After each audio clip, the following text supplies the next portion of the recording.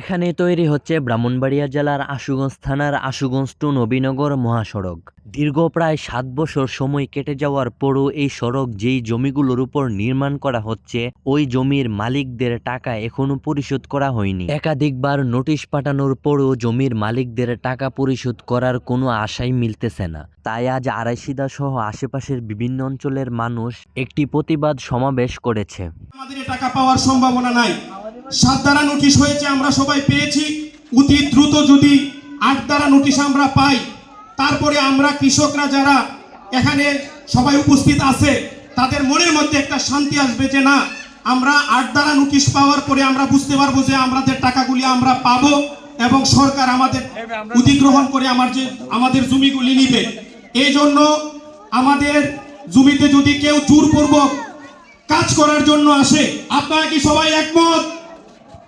যদি আপনারা সবাই একমত থাকেন, ইনশাআল্লাহ আল্লাহর রহমতে কেউ আমাদের জমি জোরপূর্বক দখল করে নিতে পারবে না।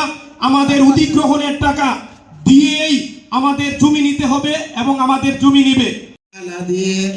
জোরপূর্বক নবীনগর ও আশুগঞ্জ সড়কের নির্মাণ কাজ, সঠিক সীমানা নির্ধারণ ও দ্রুত অধিগ্রহণের টাকা প্রদানের দাবিতে আজকের এই প্রতিবাদ সমাবেশে সম্মানিত আহ্বায়ক এবং অন্যান্য মুরব্বী, ছোট ভাইয়েরা, সমবয়সী যারা আছে সবার প্রতি আমার সালাম, আসসালামু আলাইকুম।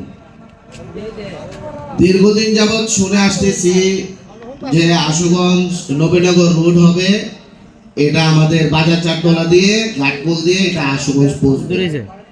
আমি মনে করি এটা আমাদের জন্য ভালো ছিল, কিন্তু এখন দেখা যাচ্ছে একটা কুচক্রী মহলের জোরপূর্বক যারা অধিগ্রহণের টাকা পাও না তাদেরকে পরিশোধ না করে তারা প্রত্যেকের ক্ষেতের মধ্য দিয়ে জমি জমা নিয়ে যাচ্ছে।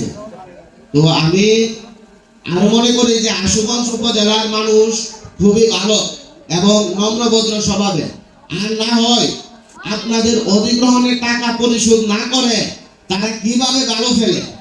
আজকে ডিসি মহোদয়, আমি যতটুকু জানি ডিসি মহোদয়কে ২-৩ বার ডিসি মহোদয়ের কাছে অ্যাপ্লিকেশন করা হয়েছে, ওনাকে অবগত করা হয়েছে।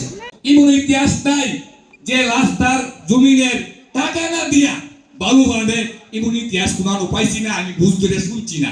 কিন্তু যে কামটা করছে সরকার পতন হওয়ার পরে আমরা একটা সুযোগ, তারা কিছু কিছু লোক আছে তারা আমরা সুযোগ দিয়েছে। তো দয়া করে আপনারা আমাদের এই গ্রামের সন্তান, আমিও আপনারা গ্রামের সন্তান, আপনারা দ্বিতীয়বার রাস্তার মেঝে কোনো কাজ করার জন্য অনুরোধ করব, আপনারা আসবেন না। যদি আসেন এটার প্রতিবাদ করতে আমরা বাধ্য থাকিব। আমরা সবাই কি বলেন? আমরা বাধ্য থাকিব, ভোট দেবো, আমরা অনেক বুক করব, উপযুক্ত টাকা পায় আপনারা রাস্তা যদি লাগে ১০ শতক নেন, ২০ শতক আমরা দিতে তো বাধ্য, আমরা উপযুক্ত দলও দেন।